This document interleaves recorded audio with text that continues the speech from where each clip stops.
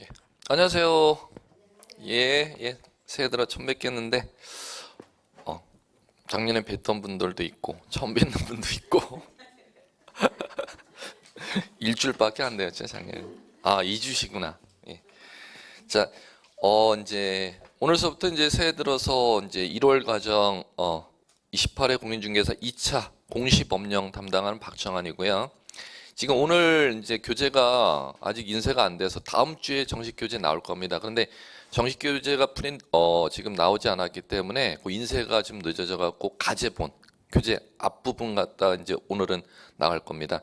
교재 앞부분 오늘 나갈 분량 프린트했다 생각하시고 이제 요거로 들어주시면 될 거고, 이제 교재가 나오게 되면은 이제 1월 과정서부터 2개월 과정으로 3회 순환할 겁니다. 1월서부터 2월 한 번 순환, 3월, 4월 한 번 순환, 그 다음에 5월, 6월 한 번 순환. 그래갖고 기본서로 3번 순환 과정을 거쳐서 이제 공부할 거니까 기본서 같은 경우는 기본서 그 과정이 끝나게 되면 이제 나중에 요약본이나 그 또 문제지기로 이제 여러분들 훈련을 하게 되어 있습니다.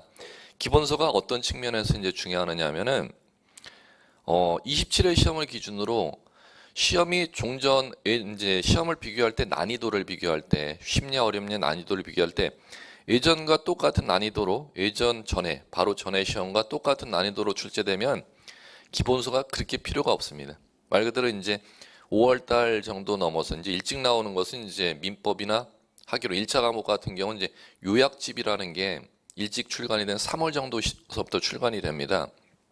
그러면 이제 기본서가 두껍죠. 보통 700페이지, 800페이지 이렇게 되는데 기본서를 보는 것과 안 보는 것의 차이점은 어디에서 차이를 가져오느냐면 예년과 똑같은 난이도를 갖다가 출제가 될 때는 크게 상관이 없습니다. 합격하는데. 그런데 예년, 작년 대비 그 과목이 당해 올해 시험에 더 어렵게 출제된다. 그럴 때는 기본서를 정확하게 정독을 하였느냐 안 하였느냐에 따라서 합격의 좌우가 됩니다. 그러면 요행을 바라셔서 공부를 하시지 말라는 게 예년보다 쉽게 나올지 예년과 똑같이 나올지 예년보다 어렵게 나올지 예측할 수 있으면 학원 나와서 공부 안 하셔도 되겠죠. 왜? 이 시험이 어려진다면 어렵게 나올 거다 알고 있으면 거기에 맞춰서 공부하면 되는 것이고 이 과목이 쉽게 나올 거다 미리 알고 있으면 그 쉽게 맞춰서 그만큼만 공부하면 되는 것인데 당장 10초 뒤의 일도 모르는데 올해 시험 그 과목이 어떻게 나올지를 모르니까 반드시 공부를 하실 땐 기본서의 중요성을 저는 좀 강조드리고 싶습니다. 요약지 같은 경우로 공부하셨다가는 반반이죠. 확률은 50%인데 예년 난이도로 똑같이 나라 그렇게 나왔으면 기본서를 등한시하고 요약본만 열심히 보셔도 합격하는 데는 지장이 없는데 그 당의 과목이 예년 난이도보다 어렵게 나왔을 때는 기본서를 정독을 하고 시험에 응시했느냐 정독하지 않았느냐에 따라 합격을 좌우하게 되어 있습니다. 그럴 경우 대비해서 이 기본서 과정이 왜 3회 순환이고 이 과정을 중시해야 되는지 그리고 강의뿐만 아니라 기본서 정독해서 복습하실 때 읽는 방법이 정독해서 꼭 한 번을 꼭 읽어 주십사 당부드리는 이유가 예년 난이보다 당해 과목이 어렵게 출제되었을 때는 기본서를 제대로 읽은 분하고 안 읽은 분하고 합격을 좌우하기 때문에 그런 측면에서 말씀드립니다. 자, 그러면은 자 이제 부동산 공시법령 이제 들어가겠는데 부동산 공시법령은 여러분들 보시면 분필이 하나도 없네.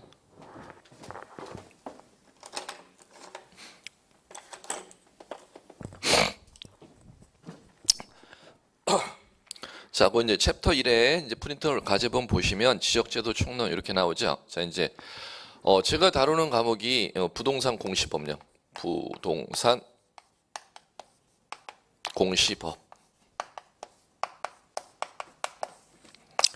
부동산 공시법령 자체는 이 법률 명칭이 아니라 중개사법의 공인중개사 제도의 시험 과목을 갖다가 이제 만들어 놨습니다. 시험 과목에 있는 이름이지 법률의 이름은 아닙니다. 공인중개사 자격증 합격하기 위해서 2차 시험 과목의 명칭이지 국회에서 제정한 법률에는 부동산 공시법이라는 게 없습니다. 그러면 부동산 공시법령 해놓고 요 이제 2차 과목 자 해놓고 부동산 공시법령은 국회에서 제정한 두 가지 법률을 갖다가 이제 시험 과목으로 만들어 놨습니다. 첫 번째가 공간정보법. 공간정보법. 약칭으로 쓰는 것인데 정확한 명칭은 공간 정보의 구축 및 관리에 관한 법률. 자, 그다음에 두 번째가 부동산 등기법. 부동산 등기법.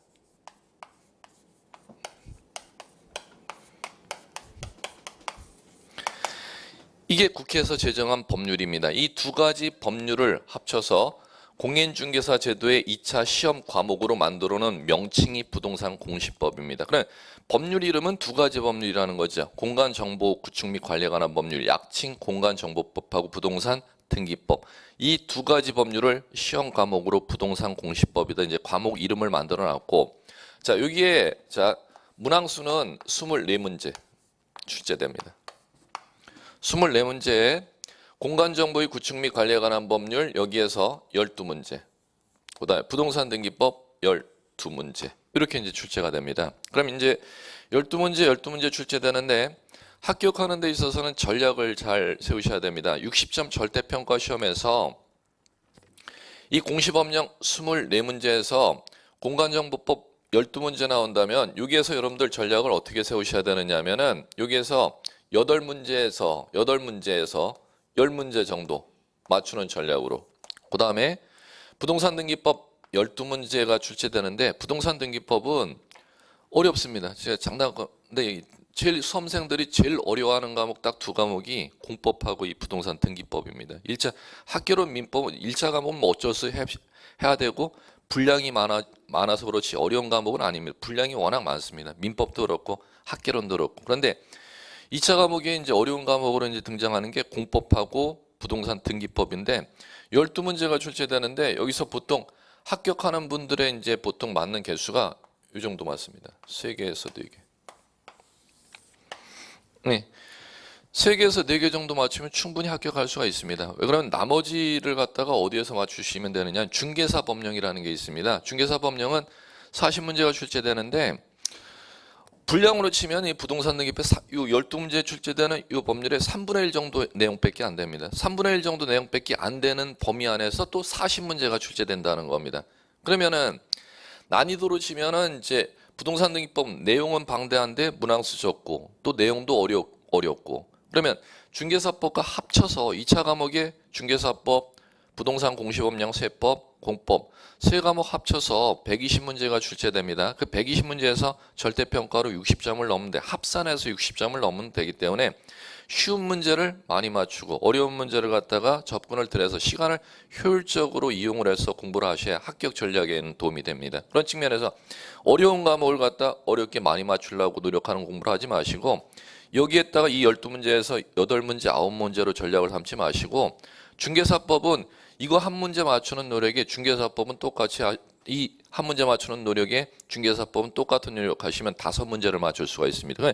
똑같은 시간에 효율적인 투자를 하시려면 중개사법에 조금 더 전략적으로 투자를 하셔서 공부하시는 게 합격 전략에 있어서는 더 효율적이라는 거. 그래갖고 요 공간정보법 12문제에선 요 8문제에서 10문제 80% 이상을 전략으로 삼으시라 했죠. 이 얘기는 공간정보법 내용은 쉽습니다. 중개사법 다음으로 쉬운 게 이 공간정보법입니다. 그런데 나머지 하나의 이 부동산 등기법은 12문제에서 3문제, 4문제는 거의 3분의 1 정도만 맞추라는 얘기는 내용이 어렵다는 거죠. 여기에 전략을 삼지는 마시라는 거죠. 여기 고득점하기 위해서. 이게 노력할 대신에 여기 노력하는 시간 투자의 시간을 중개사법이나 세법에 조금 더 투자하시면 될 겁니다. 자, 이제 이렇게 이제 보시면 되겠고.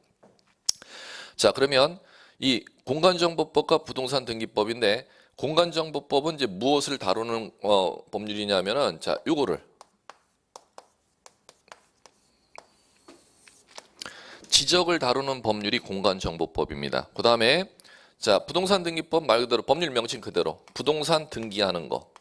부동산을 갖다가 등기하는 걸 다루는 법률이 부동산 등기법입니다. 그럼 이제 보시면 지적이다, 부동산 등기다가 이제 법전에 나와 있는 용어를 법률 용어, 법전에는 나와 있지 아니하고 자, 문헌에서 배우는 용어를 이제 학문상 용어 이렇게 부르는데 여러분들 시험은 부동산 학개론이라는 과목을 제외하고는 나머지 다 법률 과목이고 시험에서 법률의 법전에 나와 있는 용어만을 시험에서 문장으로 출제를 합니다. 그러면 요 지적과 부동산 등기라는 거 이 두 가지가 이제 여러분들 배워야 될 학습 대상인데 그러면 이 부동산 공시법은 1편, 파트 1에는 지적, 파트 2에는 부동산 등기, 이 두 가지 내용을 갖다 다룬다는 겁니다. 그럼 가제분에서 이제 보시는 게 지적제도는 이제 이쪽 얘기죠. 그러면 이제 이쪽 지적제도와 부동산 등기제도 자체를 갖다가 자 명칭이 이렇게 만들어놨지 않습니까? 부동산을 갖다 공시하는 법률이다 이렇게 만들어놨죠. 자, 이 부동산을 공시하는 법률이 무엇인지를 이제 간단하게 말씀드리는데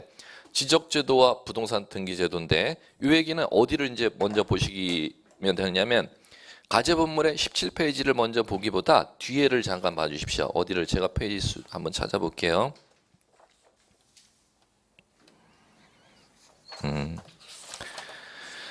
지적제도하고 부동산 등기제도 비교가 있습니다. 25페이지 가제본물 25페이지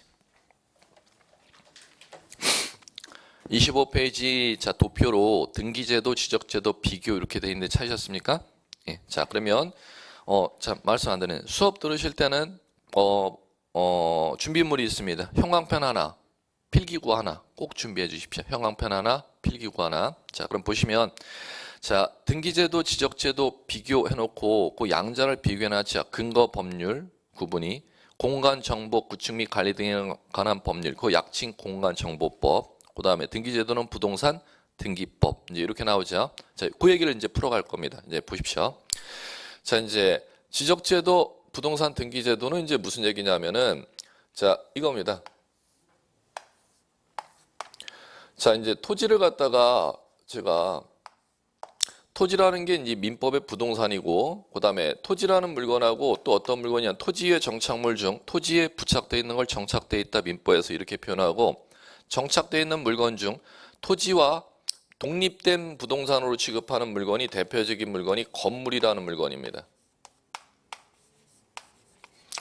그러면 토지 앤드 건물에 관한 정보를 갖다가 공시하는 법률이라는 것은 무엇이냐면은 토지 건물이 물건이라면 물건은 일반 국민들이 거래를 한다는 겁니다. 그러면 거래하고자 할 때 내가 매매라는 거래를 한다, 저당 설정이라는 거래를 한다, 전세 설정이라는 거래를 한다. 거래를 하고자 한다면 내가 거래할 물건, 매매라는 거래로 예를 들어 볼게요.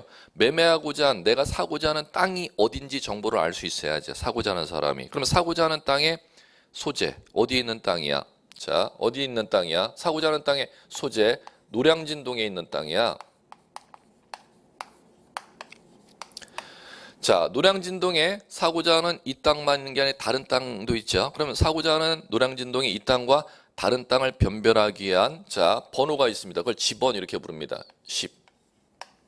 자, 그 다음에 이 땅 쓰이는 용도가 무엇이야? 땅이 쓰이고자 하는 용도를 지목이라고 합니다. 대. 그 다음에 이 토지 10번지 필지 땅 소유권이 미치는 범위가 지금 제가 그림으로 이렇게 선을 그려놨죠. 이걸 갖다 법률용어로 경계 이렇게 부릅니다. 그 다음에 이 토지 10번지 소유권이 미치는 범위가 경계인데 그 안에 땅 넓이 값이 있습니다. 그걸 법률용어로 면적. 그럼 면적 120제곱미터 이렇게 예를 들게요.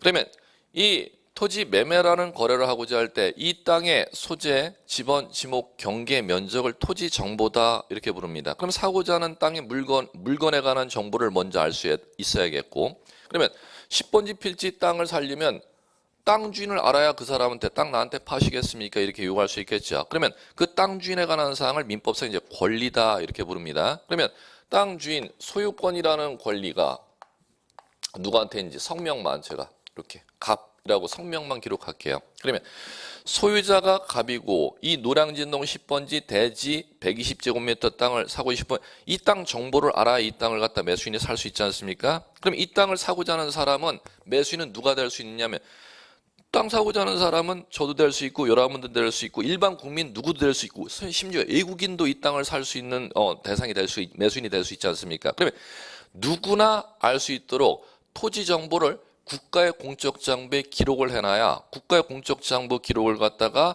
확인을 하고 일반 국민들이나 외국인이 이 토지 건물을 거래한다는 겁니다. 그러면 부동산 공시 법률이라는 것은 무엇이냐면 부동산에 관한 정보를 공개 표시하는 법률입니다. 공개 표시의 약칭입니다. 공개 표시는 어디다 해놔야 되느냐? 공적 장부에 해놔야겠죠. 그 공적 장부가 지적은 지적 공부라는 공적 장부에, 부동산 등기는 등기부라는 공적 장부에. 그러면 지적 공부라는 장부와 등기부라는 장부에 부동산 정보를 갖다 국가 공무원이 기록을 하면 토지 건물을 거래하고자 하는 자들은 국가에 기록된 공개 표시된 정보를 보고 거래를 안전하고 신속하게 거래하는 것을 도와주고자 만들어 놓은 법률이 부동산 공시법률입니다. 그 법률이 두 개가 있습니다. 공간정보법하고 부동산등기법. 그러면 지적 공부의 토지 정보를 갖다 공시하는 법률의 이름이 지적제도이고, 등기부라는 장부의 토지 건물 정보를 등기하는 제도를 만드는 법률이 부동산 등기법이라는 겁니다. 그러면 자, 요게 토지 소재, 지번, 지목, 경계, 면적 요 정보를 갖다 법률용어로 항상 이제 이렇게 부릅니다. 토지 표시, 권리. 항상 이분법인데 토지에 관한 정보는 두 가지 정보로 구분, 표시에 관한 정보와 권리에 관한 정보로 구분. 그러면 표시에 관한 정보와 권리에 관한 정보로 구분한다면 이 표시에 관한 정보와 권리에 관한 정보를 국가의 공적 장부 지적 공부라는 데다가 이 두 가지 정보를 갖다가 국가 공무원이 기록해 줘야겠죠. 그걸 법률용어로 등록이다 이렇게 법률용어를 사용합니다. 올릴 등자에 기록할 녹자. 그러면 자, 표시 권리에 관한 정보를 지적 공부라는 공적 장부에 기록하는 등록이라는 이제 법률용어를 사용하고, 그럼 똑같이 마찬가지라는 겁니다. 이 토지 소재, 지번, 지목, 경계, 면적, 표시 정보와 소유자, 권리에 관한 정보를 지적 공부라는 공적 장부에 기록하는 행위는 등록이라고 법률용어를 사용했다면, 등기소라는 관공서에 가보면 등기부라는 장부가 있습니다. 그럼 등기부라는 장부에도 토지, 표시, 권리에 관한 정보를 국가 공무원이 기록을 해줍니다. 그걸 기록할 때는 자, 이 법률용어를 사용합니다. 등기라고. 그러면 법률용어가 등록과 등기라는 법률용어는 이제 한자로 음을 뜻풀이하면은 올릴 등자에 기록할 녹자, 올릴 등자에 기록할 기자입니다. 국가의 공적 장부에 공무원이 기록하는 행위를 두 가지 사용하는 법률용어인데 어떻게만 구분하시면 되느냐면, 국가의 공무원이 기록하는 행위는 다 등록이라는 법률용어를 사용하도록 되어 있습니다. 단 거기에서 예외가 등기부라는 장부에 기록할 때는 등록이라는 법률용어를 사용하지 말고 기록할 기자를 사용하도록 되어 있습니다. 그러면 등기부에 기록할 때만 등기고 다른 공적 장부에 기록할 때는 다 법률용어를 무엇을 사용하는 등록이라는 법률용어를 사용합니다. 그래서 토지, 표시, 권리 정보를 지적 공부라는 공적 장부에 공무원이 기록하는 행위를 등록, 토지, 표시, 권리에 관한 정보를 등기부라는 공적 장부에 기록하는 행위는 법률용어로 등기 이렇게 부릅니다. 그럼 위에 표시, 권리 정보를 지적 공부에 등록하는 국가의 업무 제도를 법률용어로 만들어 놓은 게 지적이고, 토지 건물 정보를 건물과 관련된 정보를 등기부라는 장부에 기록하는 업무를 갖다가 법률용어로 부동산 등기법에서 만드는 게 부동산 등기입니다. 1편 파트, 2편 파트가 이제 이렇게 나눠진다는 거죠. 그러면 이제 거기서 잠깐 보시면 여러분들 25페이지 보십시오.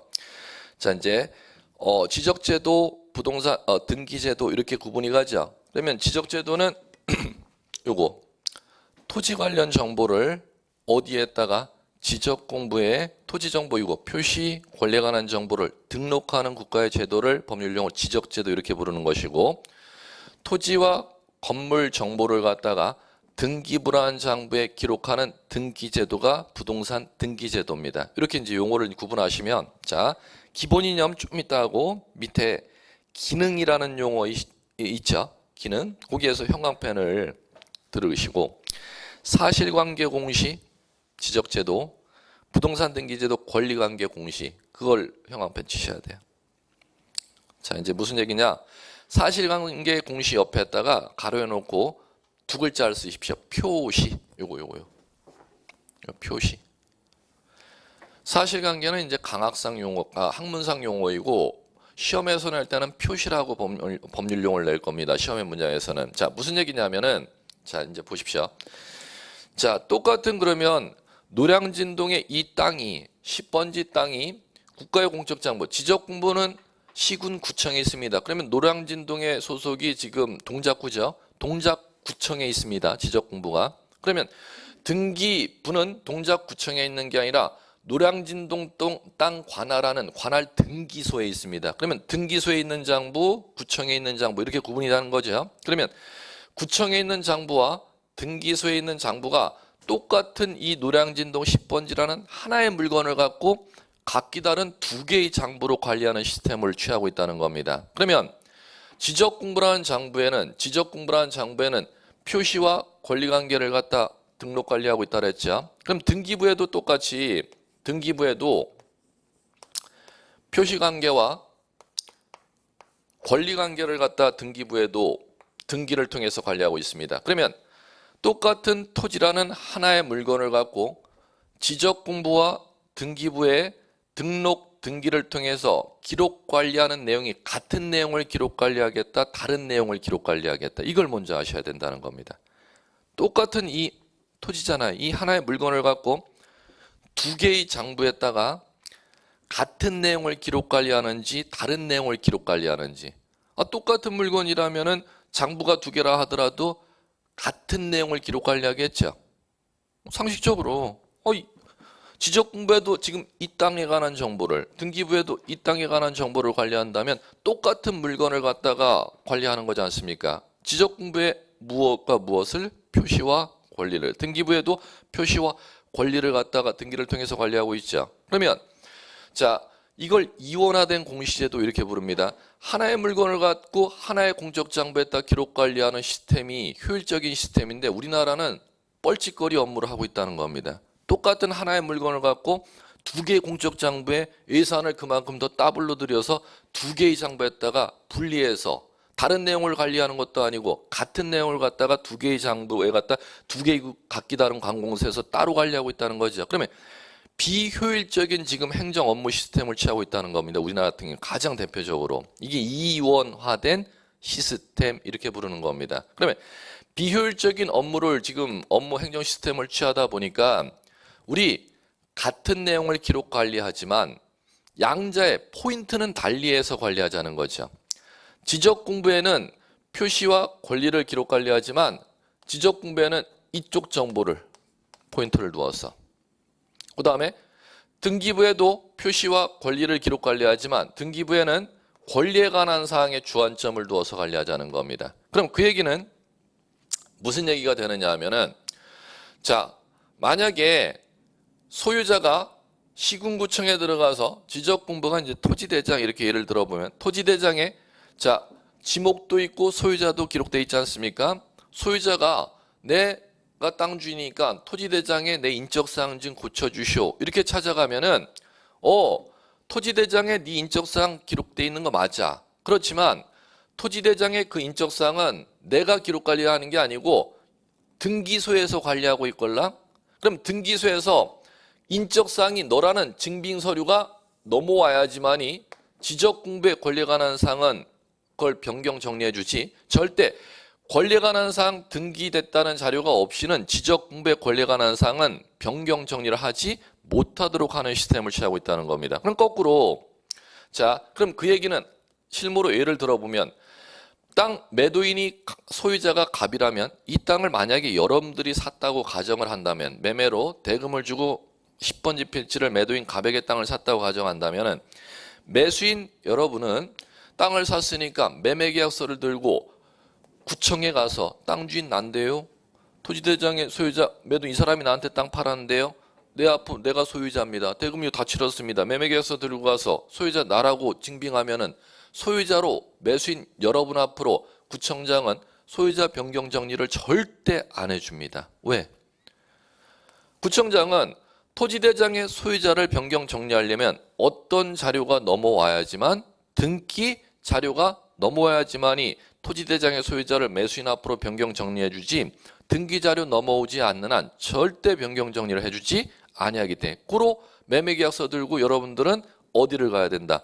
등기하는 데인 등기소에 찾아가야 되지 절대 구청에 가서는 안 된다는 뜻입니다. 그래갖고 등기만 하면은 매수인 앞으로 이제 소유권이 법적으로 넘어왔으면 등기됐다는 전산자료를 등기소에서 구청으로 보내면 토지대장의 소유자를 갖다 전산자료에 꺼내 10번지 토지대장 전산기록을 찾아서 구청장이 소유자 매수인 앞으로 바뀌었다는 등기자료 넘어왔네. 그 자료를 보고 매수인의 인적사항으로 정리를 하도록 하는 시스템을 취하고 있다는 겁니다. 그러면 거꾸로 토지 표시인, 소재, 지번, 지목, 경계, 면적 자료는 지적공부에도 관리하고 등기부에도 관리하죠. 그런데 자 등기부에는 자 이쪽을 독립적으로 건들 수 있는 권한이 없고 어떤 자료가 넘어와야지만이 등기부에 표시가 안 한 자료를 갖다가 등기관이 그 전산 자료를 소재 지번 지목 면적 전산 자료를 등기부에 건질 수 있냐면 지적 공부에 변경 등록됐다는 근거 자료 화살표가 어디에서 어디로 오는지를 갖다 이해하셔야 돼요. 그럼 그 얘기는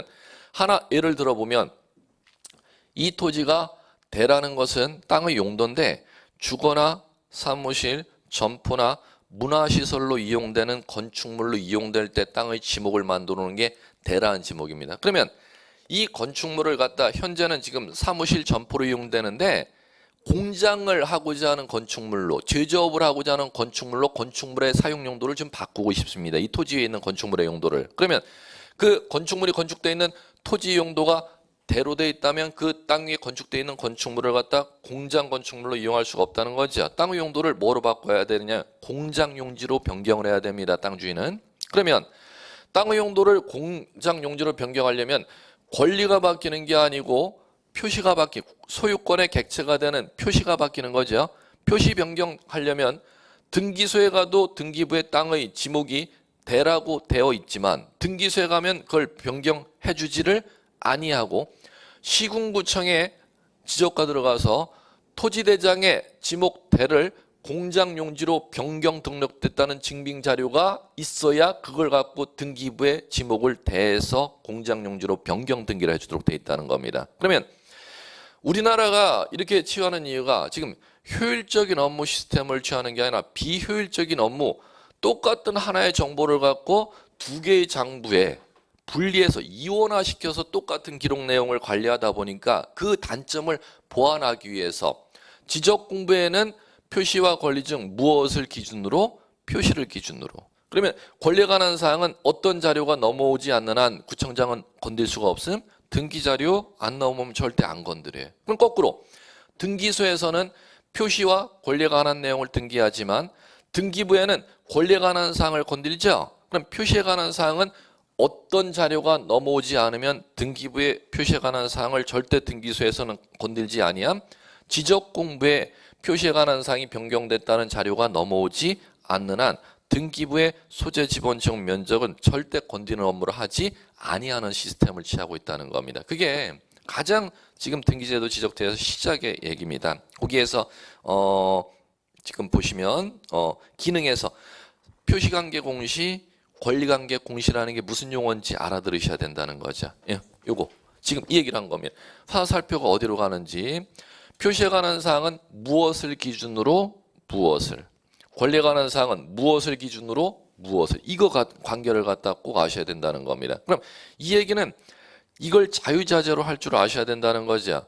땅 소유자가 그럼 만약에 자 돈이 없어서 은행에 대출을 신청했더니 담보물을 은행에서 요구하면은 자 자신의 토지를 담보물로 제공하면 은행 앞으로 근저당을 설정해 주겠죠. 그러면 권리에 관한 정보를 갖다 변경하고자 하는 거니까 등기소에 가야 된다, 구청에 가야 된다, 등기소 가야 된다는 거예요. 땅에 세입자 드리고 싶다.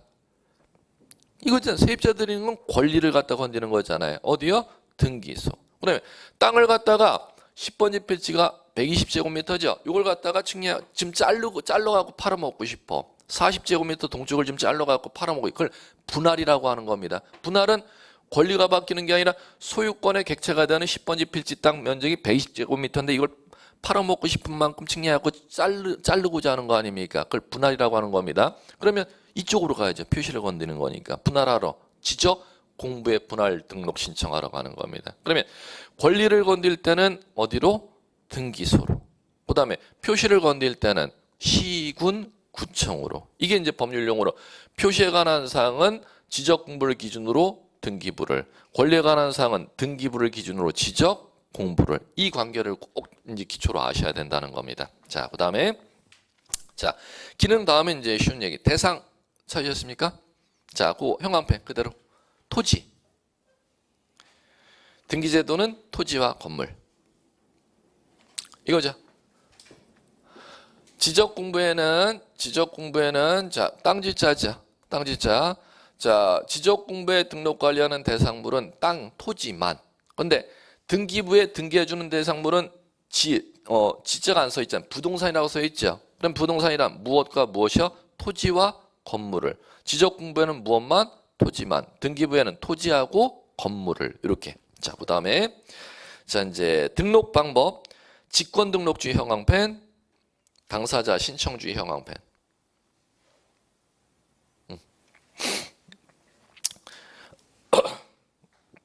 직권등록주의와 신청주의는 자, 무슨 얘기냐면은 자, 이 얘기입니다. 지금 이게 노량진동 지금 10번지 필지 토지라는 것이죠. 노량진동 10번지 필지 토지라면 노량진동에 지금 이 토지 말고 다른 토지도 있겠죠. 그러면 동작구청장이 관리하는 관할구역 내 토지가 만약에 3만 개의 토지가 있다면은 3만 개의 토지가 동작구청장이 관리하는 지적공부라는 공적장부에는 100% 모두 등록하는 시스템을 취하고 있습니다. 왜 그러냐면 동작구청장은 자신이 관할하는 관할구역 내 토지를 소유자가 원하는 게 신청입니다. 그러면 소유자의 신청을 받아서 이걸 지적공부에 등록을 해주겠고, 그러면 소유자가 신청을 하지 아니하는 토지를 갖다 발견했을 때는 동작구청장이 스스로 직자입니다. 스스로 권자고, 권한 발동, 권능 권자고. 그러면 동작구청장이 스스로 권한을 발동해서 그 땅을 조사 측량해서 강제적으로 지적공부에 등록하는 시스템을 취하고 있습니다. 그러면 만약에 동작구의 관할구역 내 토지 중 동작구청장이 관리하는 지적공부에는 등록이 안 된 토지가 절대 있을 수가 없다는 거. 100%. 동작군의 모든 토지가 하나라도 빠짐이 없이 다 강제적으로 등록돼 있다는 거죠. 그게 100%. 그런데 동작구 관할 등기소에 땅은 또 토지는 등기도 할 수 있다 그랬지 않습니까? 등기는 자 90%. 그 얘기. 동작군의 토지가 3만 필지라고 가정한다. 3만 필지가 100%다 지적공부에 등록돼 있는데 동작구 관할 등기소 등기부에는 90% 등기가 돼 있지 아니한 토지도 있을 수 있다는 겁니다. 이게 무엇 때문이냐면은 등기는 이 원리가 계속 가는 겁니다. 권리를 갖다 등기한다 그랬죠. 그럼 권리는 민법의 권리는 사적 자치 원칙이 적용됩니다. 재산권을 갖다 취득하는 사람이 계약 자유 원칙에서 취득하고 싶으면 지네가 민원 신청하겠지. 그럼 민원 신청이 있어야지만이 등기를 해주지. 땅 매매라는 거래가 있었는데 매수인이 대금 다 지급했는데 매수인 너 땅 사는데 왜 등기 안 해? 그걸 등기관이 알았으면 매수인 너 등기 안 했어? 내가 자 등기할게. 이런 시스템은 절대 있을 수가 없다는 것이죠. 그러면 그걸 법률용어로 이거를 뭐라고 부르고 직권 등록. 이걸 갖다 신청주의 이렇게 부르는 겁니다. 그러면 자 이제 이해 하나 보십시오. 지적공부에 등록되어 있는 땅의 필지수와 등기부에 등기되어 있는 땅의 필지수가 차이가 나죠? 차이가 나지 아니하는 이유가 무엇입니까? 이게 11회인가? 12회인가 기출문제인데. 지적공부에 등록되어 있는 땅의 숫자 100%, 등기부에 등기되어 있는 땅의 필지수가 90%죠. 이 차이가 무엇 때문입니까? 이게 기출문제. 간단해요, 용어는. 무엇과 무엇 때문에? 직권등록주의와 신청주의의 차이점 때문에. 이렇게 이제 답을 하시면 된다는 겁니다. 이제 이렇게 이제 공부하시면 되겠고. 자, 그 다음에, 그 정도는 꼭 아셔야겠고. 공부편제 방법 나오지 않고, 물적 편성. 형광펜. 물적 편성. 물적 편성.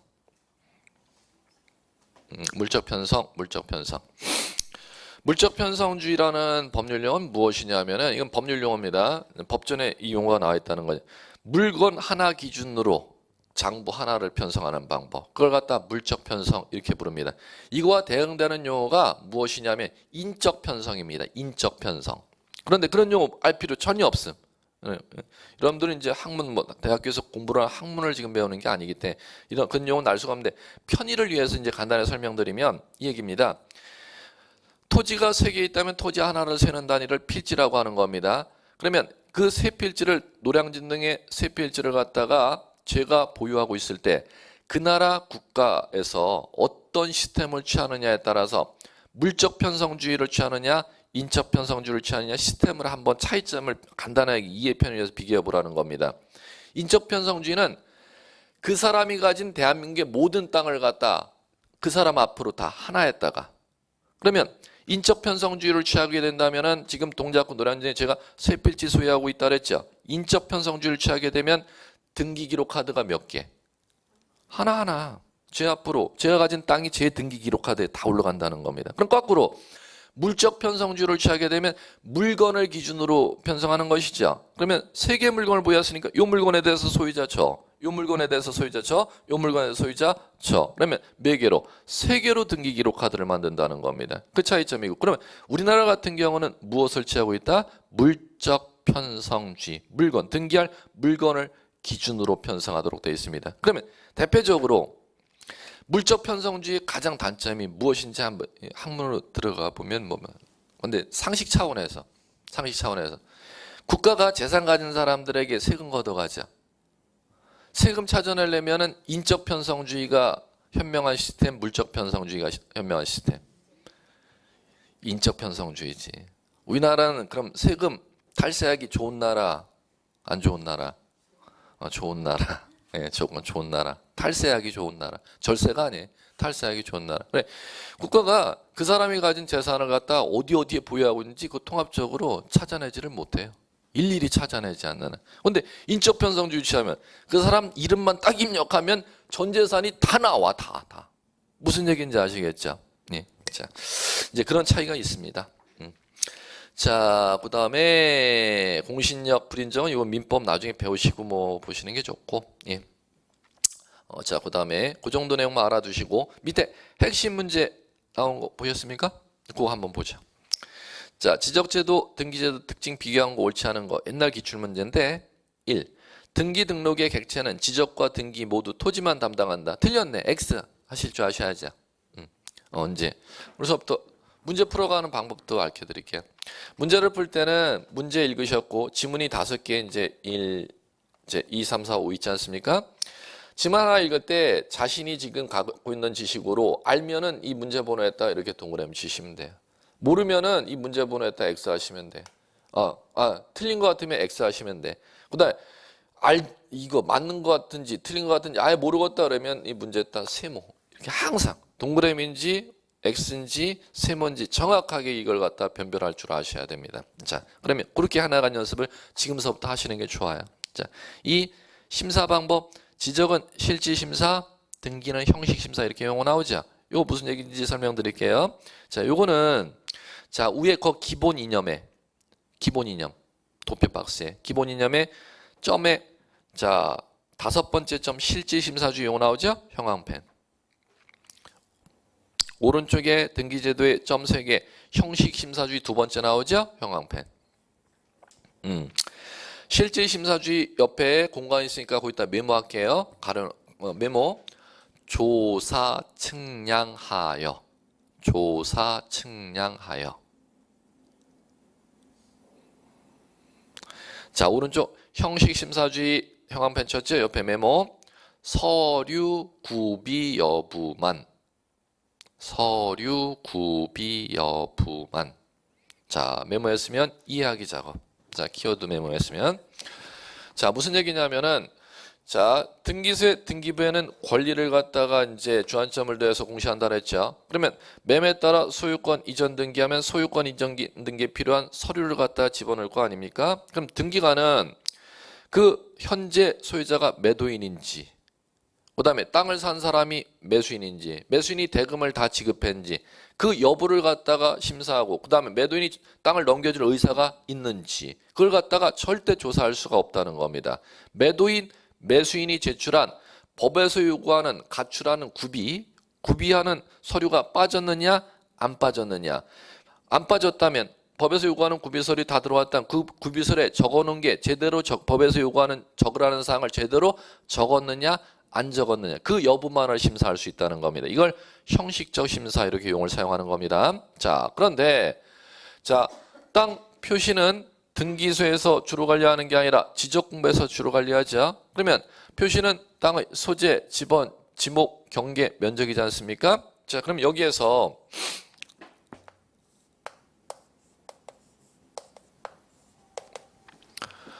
땅의 용도는 구청 지적과에서 이걸 눈으로 구청 지적과에 서류 심사하지 않습니다. 구청 지적과 공무원이 현지에 나갑니다.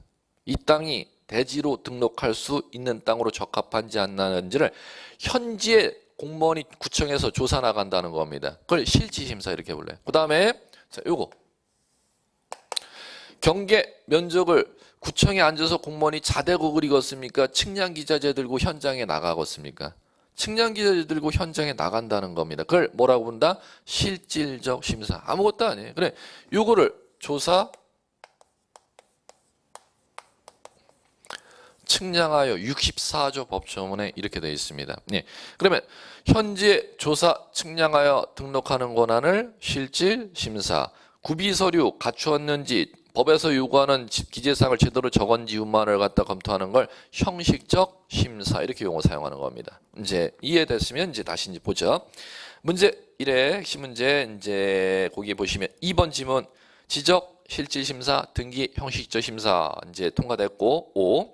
3번 등록 방법 지적은 직권등록주의 단독신청주의 등기는 당사자 신청주의 공동신청주의 이것도 5.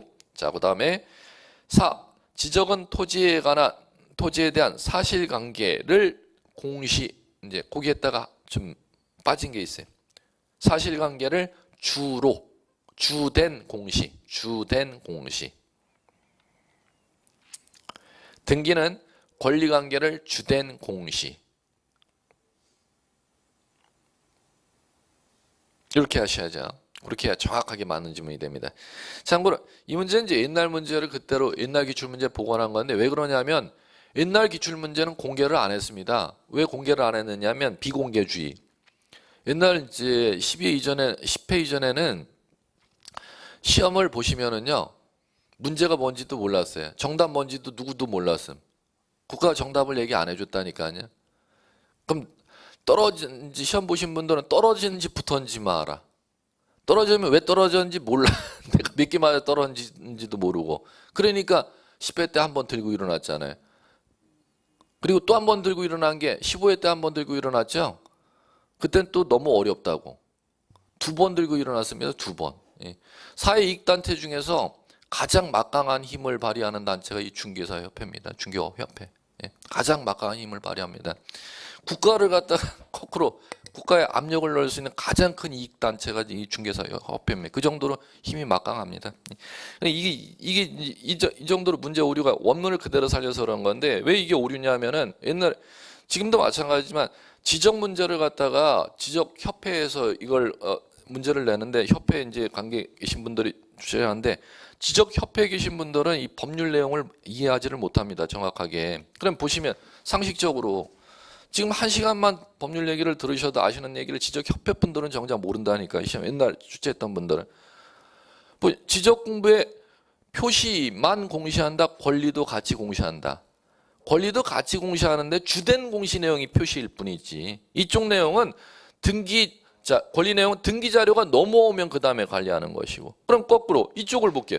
등기도 권리만을 공시하는 게 아니죠. 등기는 이쪽을 주된 공시 내용으로 하고 표시는 등록 내용 자료가 넘어오면은 그 다음에 변경 정리하는 것이고. 그렇기 때문에 권리만 공시한다, 표시만 공시한다 이런 용어는 옛날 공부 못한 협회에서 내셨던 분들 그런 분들의 출제 지금 얘기입니다. 그럴 때 정확하게 현재 기준으로 문제가 맞으려면 거기에다가 주된이라는 용어를 꼭 쓰셔야 됩니다. 왜? 두 가지 다 관리하는데 두 가지 다 관리. 예. 자, 그다음에 자 이제 5번 담당 기관 행정부 사법부 예, 맞는 얘기고. 자, 그다음에 자 이제 이렇게 하시면은 크게 그러면 지적제도와 등기제도 이제 차이점을 아셨으면은 이제 이쪽 지적제도 얘기를 이제 본격적으로 들어가 볼게요. 이제 그거 들어가시려면 교재 맨 앞으로 17페이지 간단합니다. 이 지적제도는 1절 의 이렇게 나와 있고 01 소제목 지적의 의. 자, 형광펜 준비하시고 지적이란 형광펜. 자, 국토에 관한 전반적인 일정한 사항을 국가가 등록하여 이를 국가기관이 지정한 기관에 비치하는 기록으로 토지의 위치, 형태, 용도 및 소유 관계를 공시하는 제도라 할 수 있다. 이러한 지적제도의 개념은 등록 주체, 등록 객체, 등록 공부, 등록사항, 등록 방법으로 요소를 분석할 수 있다. 이렇게 나왔죠. 너무 이제 장황한데, 자, 그걸 여러분들이 쉽게 정리하시려면은, 자, 뒤에 18페이지 보실래요?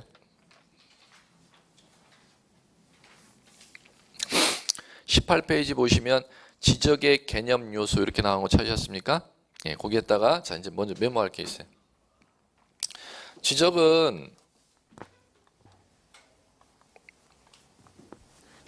이렇게 여러분들이 이해하시면 됩니다.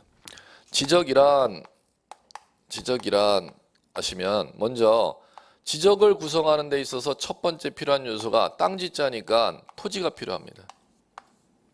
그 다음에 이 토지의 본적 적자입니다. 땅의 본적은 국가의 공적장부에 등록관리하는데 국가의 그 땅의 본적을 등록관리하는 국가의 공적장부를 지적공부 이렇게 부릅니다. 자, 그러면 토지에 관한 정보를 국가의 공적장부 지적공부에 그걸 관리하는 행위를 법률용어 등록. 요거를 꼭 메모. 거기 지적의 개념 요소 옆에다가 지적이라 세 가지가 필요하다는 겁니다. 등록 관리할 대상물인 토지와 그걸 등록 관리하는 국가의 공적장부 지적 공부와 그걸 갖다 공적장부에 기록 관리하는 행위 등록 이 세 가지 단어를 구성 요소로서 필요합니다. 자, 메모하셨으면 자 이제 이해하셔야 되려면 이제 저를 보셔야죠. 지적이라 간단해요. 무엇을 하면 토지를 어디에다가 국가의 공적장부 명칭 어디에 지적 공부에 기록 관리하는 걸 뭐라 부른다? 등록 이렇게 부릅니다.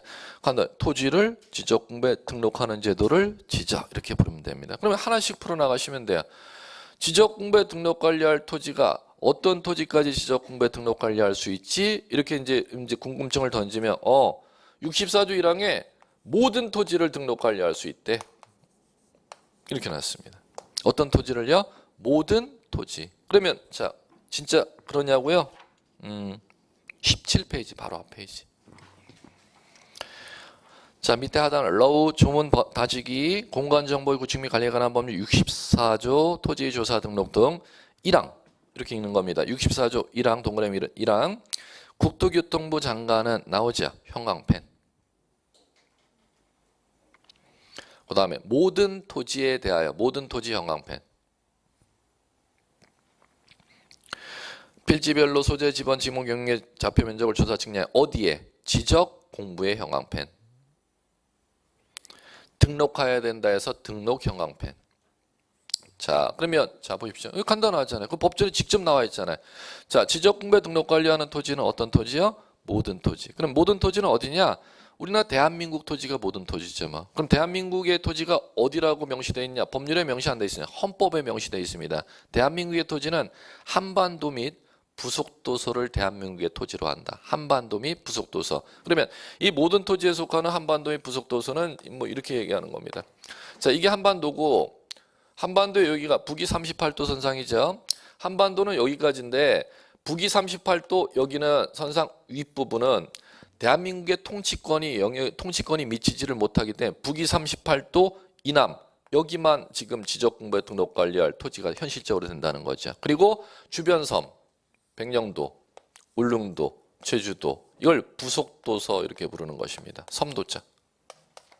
그러면 한반도 및 부속도서가 대한민국의 모든 토지입니다. 지적공부에. 그러면 이제 여기서 옛날 유치한 문제, 기출문제 수준부터 볼게요. 자, 요 지금 한강대교 건너는 한강 있죠? 한강도 지적공부에 등록 관리할 토지이다. 이렇게 문제가 나왔습니다. 옛날 유치반수 수준 기출문제. 한강도 지적공부에 등록이 되어 있는 토지에 속한다. 맞겠음 틀리겠음? 맞아요. 한강 여기 있잖아요. 여기 있잖아. 한강 여기 있잖아. 옛날 유치반수 수준 복덕방에서 중개사 제도로 넘어갈 때 그 기출문제 수준이 이런 거였습니다. 예. 강이 왜 토지야? 이렇게 하시면 안 된다는 것이죠. 예. 강 토지예요. 예. 한반도 여기 육지에 속하면 다 토지입니다. 그러면 바다 여기는 토지가 아니라는 거죠. 그러면 바다와 토지의 경계 기준 올해 27회 시험 문제 작년 27회 어김없이 출제되었죠. 그럼 바다는 토지가 아니고 지금 이쪽 내륙은 토지라는 거잖아요. 바다와 토지의 경계는 어디가 기준이 될까요? 올해 27회 시험 문제입니다. 우습지만 현재 수준이에요. 어디가 기준이냐?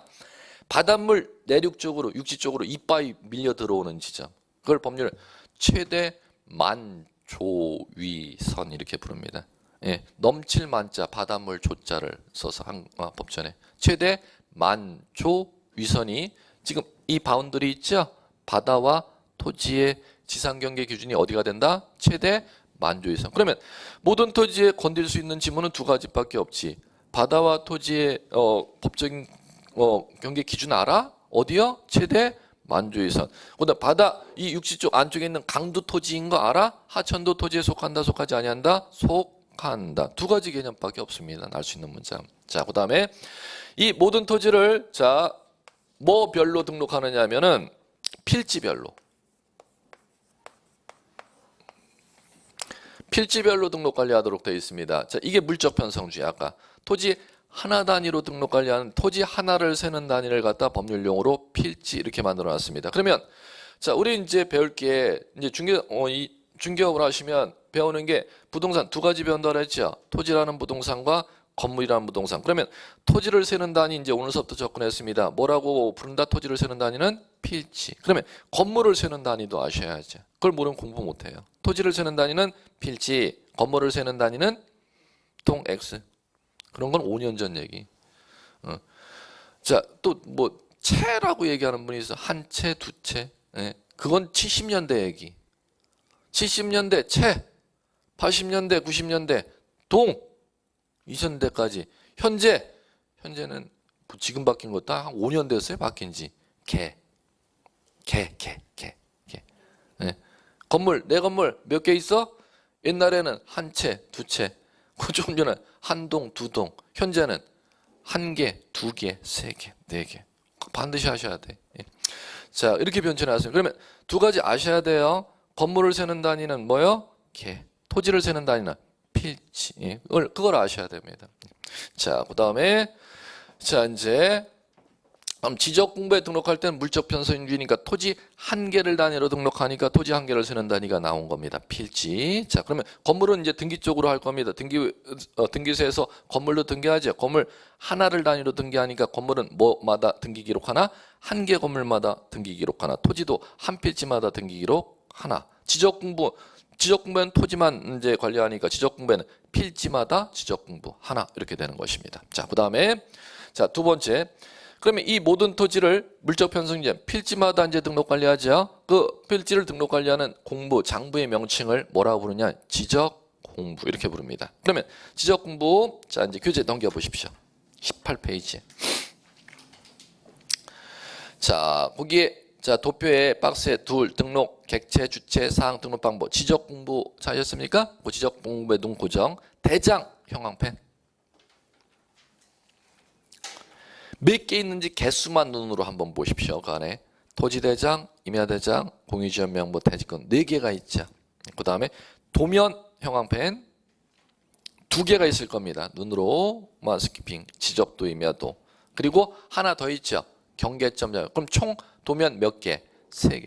그러면 먼저 총 몇 개가 배당돼 있는지를 갖다가 잡을 줄 아셔야 돼요. 지적 공부가 총 7개인데 세부적으로 7개 중 대장이 4개, 도면이 3개 배당되어 있습니다. 그러면 참고로 대장이라는 법률 용어는 무엇이냐면은 토지 정보를 문자와 숫자로 기록해 놓은 지적 공부를 대장이라고 법률 용어 부르는 겁니다. 토지 정보를 문자와 숫자로 기록해 놓은 장부를 법률 용어로 대장.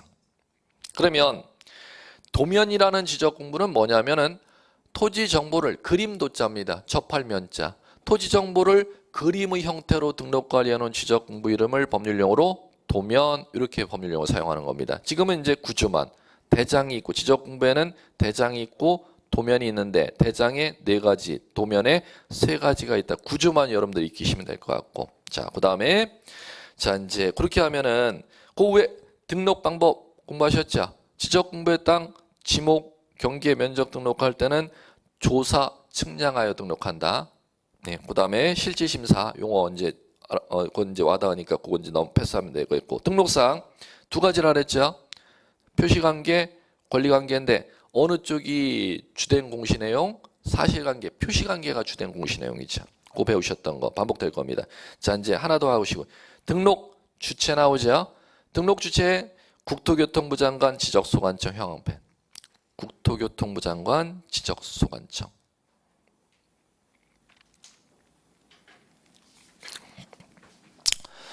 자, 그건 앞 페이지에 17페이지에